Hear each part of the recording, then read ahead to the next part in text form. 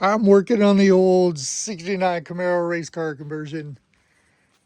And right now this panel's got these switches. Good Lord, those are ugly. So I went out and bought this cheap little Amazon switch panel, which is pretty cool, I guess, for the price and what it does. Fundamentally back here, there's one input, one power input, one ground, right?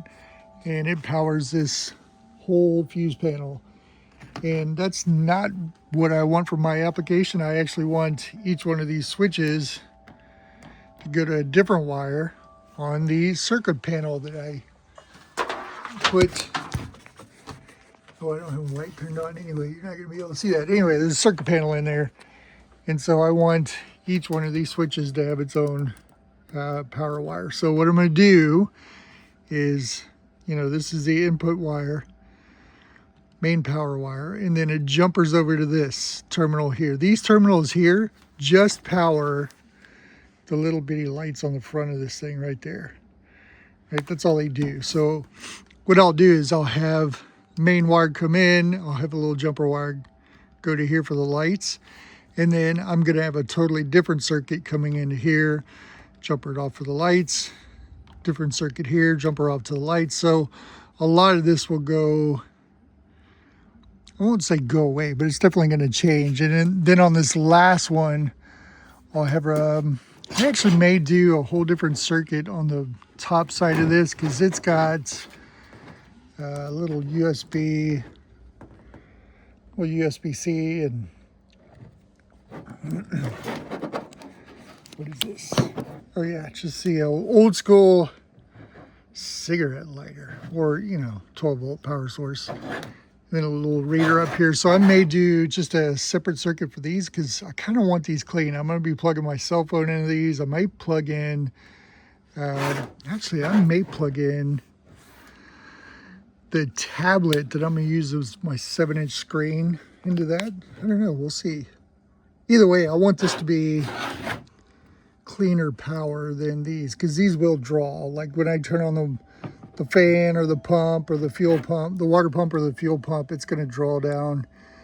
And I'd like to have this be a little bit cleaner up here. So I may do a separate circuit on here. So I will do that and then I'll shoot a couple little catch-up videos here pretty quick to show you what I'm doing. Here's the old switch panel. Here's the new switch panel. Clearly, I've got to do some rewiring on here. So what I'm going to do, I'm going to do some batch wiring. I'm just going to make these little jumpers applicable to what I need. The easiest way to do this, really, it's just like cooking, man. It's batch cooking. So I'm going to do some little batches, make up some wires and some jumpers. And once I get my little wires made up, then I'll start plugging them onto here, onto the new panel. So that's it, man. Just do some batch stuff. Keep it simple.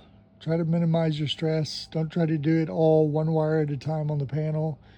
Build these things out and then make your job in life a lot easier later on.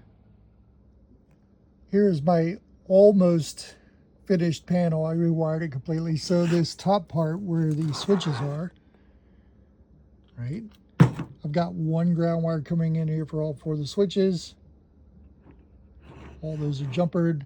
I have 4 individual wires coming from, I'm going to wire those up to a fuse panel. So each one of these will have their own fuses. And basically you got the main wire coming in and then it's jumpered directly over to the little light on front. And for this top part, what I did is I've got the power and ground wire specifically for USB-C and the 12 volts outlet up there.